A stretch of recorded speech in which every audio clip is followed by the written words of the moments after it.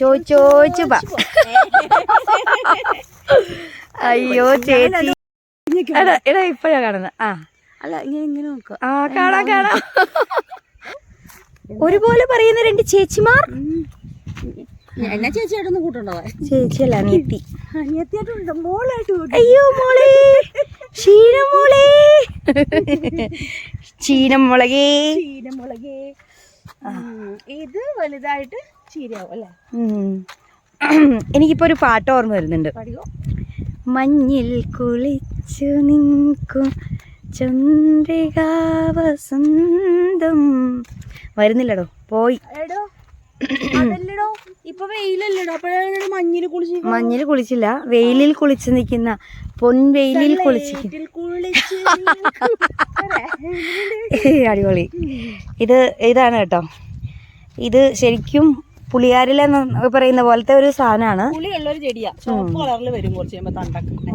അതെ അതെ, തെലുങ്കരുടെ ഒരു സ്പെഷ്യലാണ്. തെലുങ്ക് നാട്ടില് വലിയ ഇതാണ്. നമ്മുടെ നാട്ടിലെ ചുവന്ന ചീരയുടെ അതേ സ്ഥാനം. പക്ഷെ പുളിയാന്ന് മാത്രം. ബിരിയാണിക്കൊക്കെ ഉപയോഗിക്കും. ഇവിടെ പുളിയോ? സൈഡ് ഡിഷ് ആയിട്ട്. ഇതിന് പുളിയല്ലേ? എടോ ഈ ഇല നല്ലതാണല്ലോ, എത്ര വലുതായി വരുന്നതോ. പക്ഷെ പുളിയിലൊക്കെ സ്ഥലത്ത് നിൽക്കുന്നു.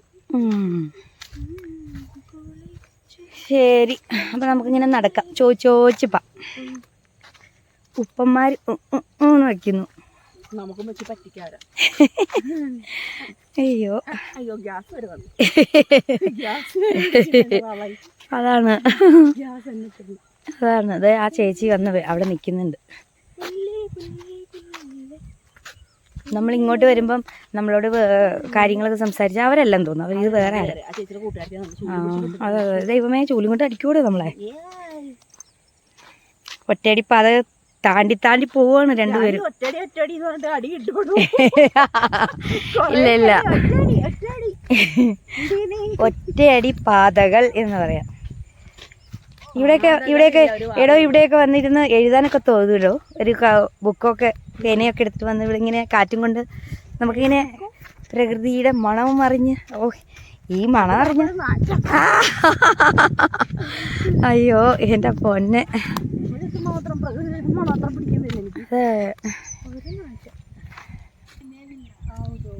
ഈ വരത്തൂർ എന്ന് പറഞ്ഞാൽ അവിടുന്ന് വരുന്ന വെള്ളമാണ്. ഇത് ക്ലിയർ ആകാത്ത വെള്ളം. ഇത് ചെടിക്ക് കുഴപ്പമില്ലെന്നാണ് ഇവർ പറയുന്നത്.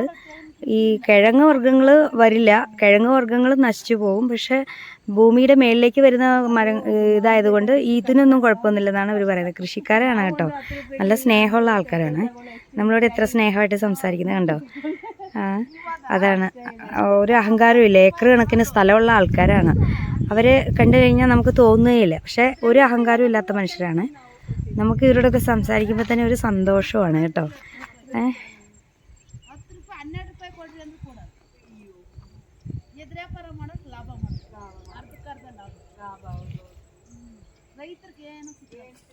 അതാണ് അവർ പറയുന്നത്. കൃഷിക്കാർക്കൊന്നും കിട്ടില്ല, ഇടനിലയിൽ നിൽക്കുന്നവർക്ക് എല്ലാ പൈസയും കിട്ടുന്നത് എന്ന് പറയാണ്. ഈ പ്രാവശ്യം എത്ര ബോർവെൽ ഇട്ടിട്ടും കാര്യമൊന്നുമില്ല, വെള്ളം വരുന്നില്ല. അതാണ് അവർ പറയുന്നത്. അതുകൊണ്ടാണ് ഈ തടാകത്തിലെ വെള്ളം യൂസ് ചെയ്യുന്നത്.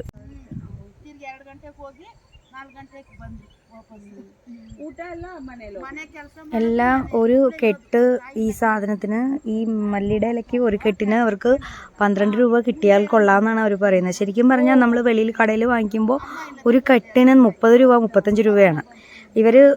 ഇവരൊരു കെട്ട് 15 രൂപ 12 രൂപയ്ക്ക് കിട്ടിയാൽ കൊള്ളാമെന്നാണ് അവർ പറയുന്നത്. നമുക്ക് വേണമെങ്കിൽ തരാൻ 15 രൂപയ്ക്കെന്ന് അവർ പറയുന്നത്. പക്ഷെ അത്രയും വാങ്ങിച്ചിട്ട് നമ്മൾ എന്ത് ചെയ്യാനാണ്? 1-2 വീടുകളുള്ളിടത്ത്, 1-2 ആൾക്കാരുള്ളിടത്ത് നമുക്ക് ഇത്രയും ഇലയൊക്കെ വാങ്ങിച്ചുകൊണ്ട് പോയാൽ വാടിപ്പോവില്ലേ?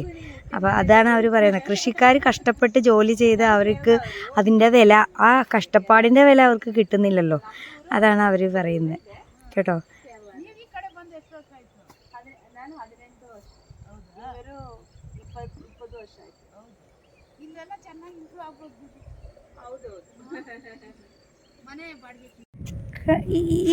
ഇത് നിങ്ങൾ കണ്ടിട്ടുണ്ടോ കൂട്ടുകാരെ? ഇങ്ങനെ ഒരു പൂവാണ്. പക്ഷെ ഇതിൻ്റെ കായ് കണ്ടോ? ഇതിൻ്റെ ഒരു പ്രകൃതിയുടെ ഒരു വികൃതി എന്ന് വേണം പറയാം.